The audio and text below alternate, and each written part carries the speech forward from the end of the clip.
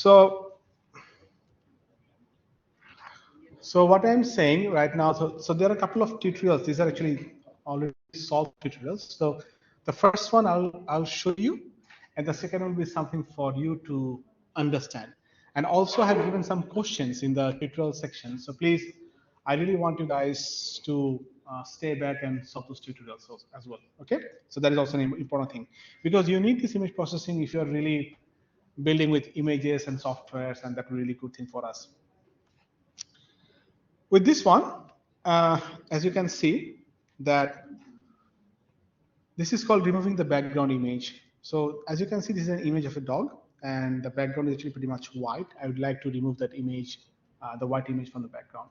Okay, so how to do that actually? How to make that thing? So I'm not going to show everything to you, but it will be easy for you to understand as well. First of all, what we have done, we have used some Gaussian blur technique. Okay, so we're going to make this image blurry so that the distribution of the pixels or the color is quite close to each other. Okay, and in that way, what will happen? We can detect the age of the particular dog in a very good way.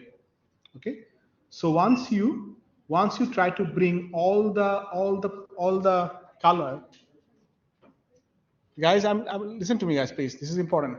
Once you blur the images of this particular dog, what will happen? The color of that pixels of the dog images will be coming quite closer to each other, and that will help us to make this thing as an uniform object, and will help us to get the age of the dog. And once we get the age of the dog, then it is easy for us to remove the background by getting the age or extracting the image from the dog from the image itself. So if you can see, first of all, what we have done, we have used import CV to import numpy as num. We haven't used numpy yet. I am reading the image, which is called dog.jpg. Then I'm converting that image to a gray color. Okay, so that means gray means that I'm going to first of all change it into black and white format so that my pixel distribution gets low, because you have now multiple images, multiple color in the images. I would like to get it much more closer to black and white. So the more closer it is, the object detection will be much more easier, right? For example, if I got a ball, okay, and the color of the ball is completely red, then it is easy for me to detect the image because only it's red is there. But if I see a ball where actually the color is red, green, white, blue, in this way, multiple color, then it will be very hard for me to draw the image actually, what the image of the color is. Okay, so when you want to go for image age detection, we always try to bring the pixel value quite close to each other so that it looks one uniform object, and in that way we can draw the shape of the particular object based on that images, based on the ages. That's the thing. So what I have done, first of all, I have converted that thing to gray, so which is called BGR to gray. Okay, that's fine. We're not using matplotlib. So it's again CV2. So it's convert color from image from CV2 color BGR to gray. Then what I'm doing, I'm using the blurry image. So I'm converting that image gray that I got. I'm going to use Gaussian blur. So Gaussian is actually called noise. It's a random distribution of noises. So it will blur the whole image with close pixelation as well. And this 5 and 5 is called kernel. So the kernel size is 5 and 5. So the pixel size is 5 and 5. You can change it. 5 by 5, bit blurry. 10 by 10, more blurry. 15 by 15, more blurry. You can see that type of thing. You can practice that type of thing. So what you have is use 5 by 5. And then this particular 5 by 5 will blur the image according to the kernel 5 by 5. So this is actually a kernel that is used as a Gaussian blur. Now you don't even understand what this 5 by 5 is, because there's mathematics behind it. There is a lot of distance resolution, intensity calculations, then pixel value changes, significance of the pixel value, trying to bring them close. All these things are there. So we are doing an applied research. It is not about trying to understand the mathematics behind it. What we are trying to do, this particular algorithm, this particular method will be using kernel 5 by 5 to blur the image. And if you increase it more, 10 by 10, 15 by 15, it will be more blurry and blurry and blurry and blurry. You can practice it. So you can go home and practice this everything. It's a really good thing. And this 0 is actually by default. So I'm going to use that by default 0.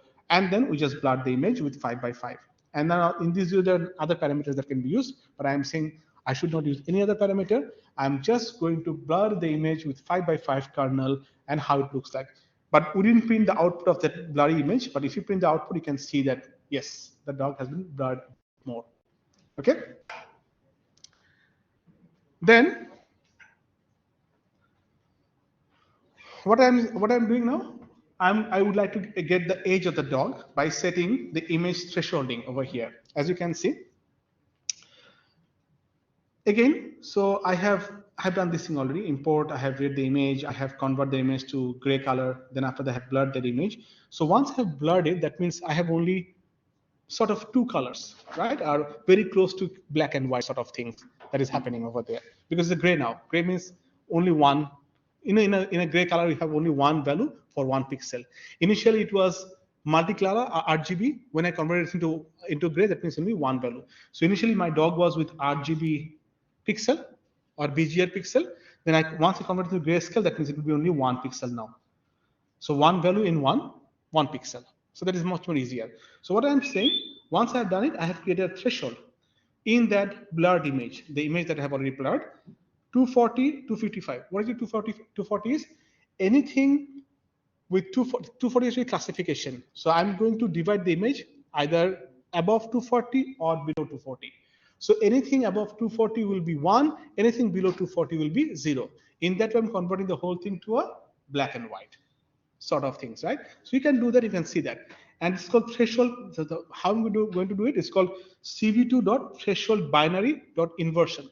So this particular method will allow us to convert the thing to binary format, either 0 or 1, based on 240 as a thresholding and 250 is the maximum value that it can reach. Okay, so anything above 240 will be converted as a 1, anything below 240 will be converted as 0. In that way, I'm converting the whole dog image into a black and white image now. So first of all, what I have done, I used the RGB image, I blurred that, I converted the thing to a gray color scheme image. Then after that, I have blurred it more so that the whole pixel intensity gets quite closer. Then after what I'm doing, because now it's blurry with grayscale, only one value. So I'm just now doing classification. Anything above 240 will be 1, anything below 240 will be 0. If you remember this one, then it will give you a good understanding. I'll show you. Everything has got a meaning. Remember, this is the one. This is called grayscale image, right? Grayscale image. Anything, so you can easily see 70, 250, anything below 240, this will be all 0.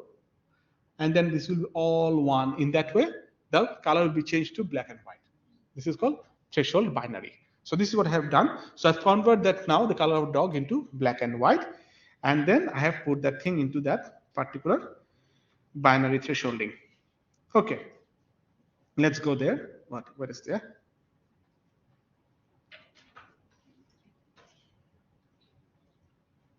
Okay, so image.gray. Then I have threshold that thing. Then cv.image. Again, that image we didn't print it out. If you have put it, you could have seen the color of that dog itself, converted to 0 and 1 binary format.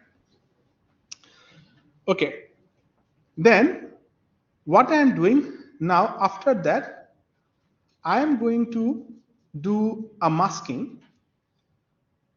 So I have got a black and white image, okay, and I also got a color image, right? So this image, and this image, these are actually a colored image. So this is the first image. This is the second image, which is image I. These are two images, and mask also image I. So what I am doing with this particular thing, I am going to. So this is actually the thing that I'm doing, because this is a black and white image was there, right? So the whole color was black and white now. So I'm going to use that black and white as a mask and put it on my color image and do an AND operation. So anything that is colored will be colored. Anything is black and white will be all black. This is actually an AND operation that you can see. So this particular AND operation, what it will do, it will multiply the original image, colored image, with the black and white image with a masking of image underscore I. So this image underscore is a mask image that we got a black and white.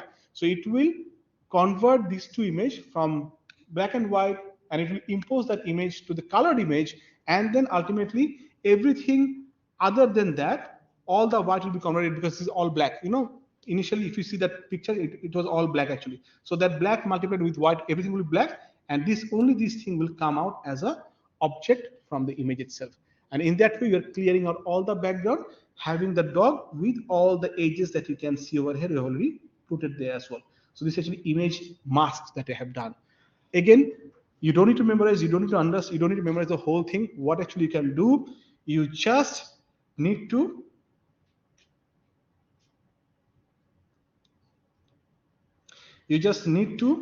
do the masking of the image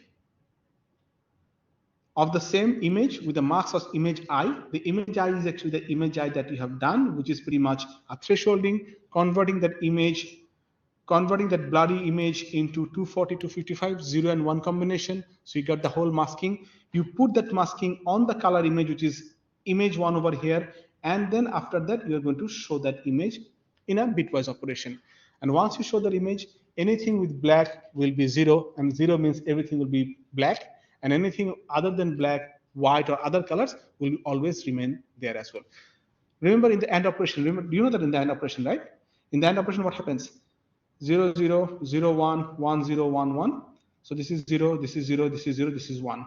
So anything with the black region will be all 0, and anything with the white region will be all 1, or it will retain its value. So when I'm going to multiply my colored image with 0 or 1, 0 it will convert the color from any color to black. So like white was to black, okay? And anything that is will be multiplying with 1, it will retain the same color. That's why if you see this one over here, when I'm multiplying this background, which is white, with my inverted image 0 and operation, everything is getting black. But these are all images which is not actually multiplied with 0, multiplied with 1. So these are the images that will retain the value itself. So I'm masking it in such a way so that this black and white is going to be multiplied on the original image. And once we multiply that thing, all the background will be gone. Only the image will come out with that one. Okay. How will you do it? How will you understand that thing? Just run this code one at a time and see the output of this code. See the output of this code one at a time, and then you'll find out how the image will look like. And then you do a bit of trial and error method, and you'll see how you can convert the images, how you can do the masking of the images. Ultimately, the initial plan was converting RGB to gray and then to blur. And once I use the Gaussian blur, then after that I use thresholding 0 and 1. So I have got black and white. Now, when I have an image with black and white, and if I impose that image on a colored image, all black will be all black, all white will have the same color, right? So once you print out the images of each and everything, you can easily find out how actually this 1 and 0 is working. Okay, and then once you superimpose that black and white image on a color image, all the black will be always black, and all the white will retain the color of the dog itself. So it can be red, green, blue, whatever color it is, it will retain that color. And this is actually how we do bitwise AND operation and extract the dog from the image itself. So my recommendation will be just look into that and go from there and find out whether you can understand that thing or not. You just practice it. Now this particular tutorial, I would like to keep it with you. We have already all the code over here. Line by line code is there over here. So this is actually called number plate detection. So what they have done is over here, this is actually something very simple, straightforward. We'd like to detect the number plate over here. So what they have done, they have converted the image into a grayscale first of all. Okay. Then they're looking for objects, which is pretty much rectangular shape of objects. And then they extract that object, and then they use that as a masking, and they put that mask over there in the object, and then extract the main information from here itself. So this is actually the whole concept of this one. What they have done, first of all, they have converted the whole image into a grayscale image. And after that, they're looking for an object of this height, a rectangular height. And then what they have done, they have used it as a mask. They superimpose this object into the main images, and they look for this one. So they've extracted that one, and that gives me a final number plate. This is a step-by-step process that they've used. You can look into it, and all of them has got an output as well over here. You can see the images changed, color has changed. Then they have used some canny edge detection. So they have removed all the background. So they have used only the edges over here. And from the edge, they're going to look for only this particular number plate. So this is actually how it works. So they look for the number plate. So this number plate has been extracted. Then this number plate has been already imposed on the names on the same number plate, and then we have extract the number plate over here, and that is actually the whole number plate extractions. Now the codes are there, very simple, straightforward process. You can see the code by yourself, and this is something that I would like you to learn by yourself. If you don't understand, I'll definitely explain in the next week. Don't worry about it.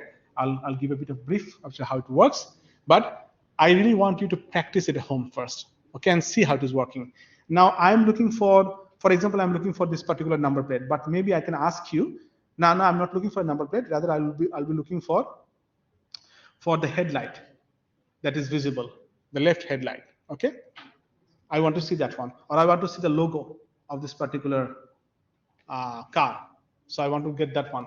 So how will you extract that thing? If you know how to extract the number plate, you'll be able to extract these things as well. It's not a problem actually. Okay, so just see whether you can do the extraction by using the same syntax that I have given over here. The syntax are already there. The code is also already there. I want you guys to practice, and if you have any problem, I'll definitely teach you again in the next class with this one. And with something new, I'll bring it in the next class.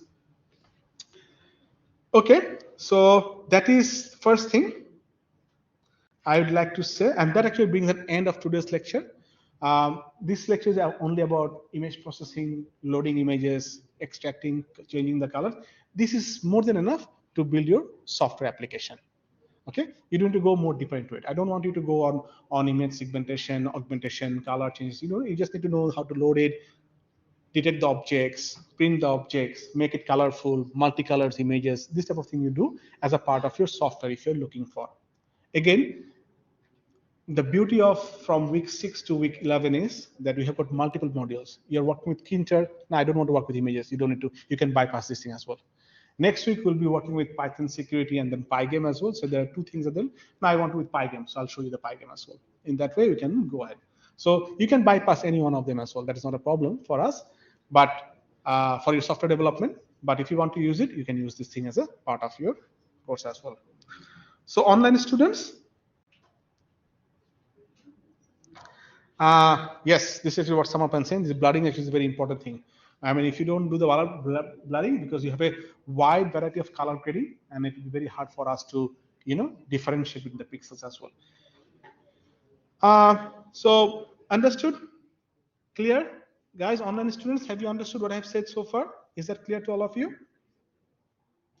Now, this will be one of my request, kind request to all of you, that I haven't taught you the last bit. I really want you to work on that thing, go home, practice, and see whether if you don't understand, then I can actually make you understand in the class itself in the next week as well.